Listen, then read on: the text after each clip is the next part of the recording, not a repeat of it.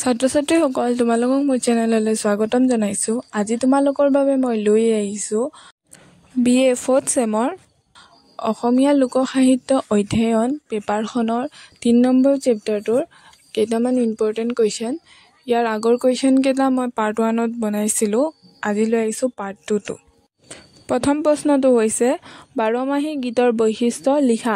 এনচাৰটো হ'ল বাৰমাহী গীতৰ বৈশিষ্ট্যসমূহ হ'ল প্ৰথমটো হৈছে বাৰমাহী গীতবোৰ কেৱল প্ৰেম প্ৰণয়ে ঠাই পোৱা নাই, মনস্তাত্ত্বিক বিচাৰ বিশ্লেষণেও ঠাই পাইছে। 2 নম্বৰ পইণ্টটো হৈছে বাৰমাহী গীতবোৰৰ মাজেদি ঋতুভেদে মানুহৰ মনলৈ অহা মানসিক চিন্তা ভাৱনাৰ পৰিৱৰ্তিত ৰূপৰ চিত্ৰিত নোহোৱাকৈ থকা নাই। 3 নম্বৰ বৈশিষ্ট্যটো হৈছে বাৰমাহী গীতবোৰৰ এটা প্ৰধান বৈশিষ্ট্য হ'ল আটাইবোৰ গীত গীতিধৰ্মিতাৰ কাৰণেহে আকৰ্ষণীয়। এইবোৰ গীত মাতিবলৈ ৰচনা কৰা হোৱা নাছিল, গাবলৈহে ৰচনা কৰা হৈছিল। 4 নম্বৰ পইণ্টটো হৈছে এই গীতবোৰৰ আন এটা বৈশিষ্ট্য হ'ল যাদুৰ ওপৰত গুৰুত্ব আৰোপ কৰা। গীতবোৰৰ মাজেদি লোকবিশ্বাসো প্ৰকাশ পাইছে। 5 নম্বৰ পইণ্টটো হৈছে বাৰমাহী গীতবোৰৰ নিৰ্দিষ্ট সুৰ আছে, বাদ্যযন্ত্ৰ আৰু নাচৰ সহায়তহে এই মালিতাসমূহ পৰিৱেশন কৰা হয়। তাৰ পিছৰ প্ৰশ্নটো হৈছে পুৰাণগত মালিতা কাক বোলে? এনচাৰটো হ'ল পুৰাণগত মালিতাৰ কথাবস্তু বা কাহিনী মিথধৰ্মী। এই মালিতাৰ অন্য এখন জগতৰ বৰ্ণনা দিয়া হয়, যিখন জগত আমাতকৈ সম্পূৰ্ণ বেলেগ। পুৰাণগত মালিতাত ধৰ্মীয় অনুষংগৰ লগত জড়িত হয় জগত সৃষ্টিৰ বৰ্ণনা, ধৰ্মীয় নৃত্য আৰু ইয়াৰ লগত জড়িত হৈ থকা সমল ৰাজিৰ উৎপত্তিৰ বিষয়ে কাহিনী গীত গোৱা হয়। তাকে পুৰাণগত মালিতা বুলি কোৱা হয়। সোণোৱাল কছাৰীসকলে চ'ত মাহত পালন কৰা বাইথ পূজা গোৱা হাইদাং গীত।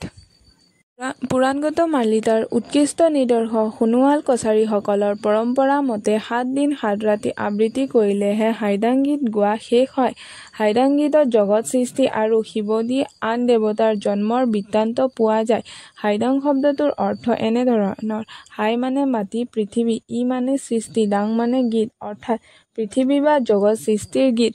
সোণোৱাল কছাৰীসকলে বিশ্বাস কৰে যে হাইদাং গীত আবৃত্তি কৰিলে বৰষুণ হয়।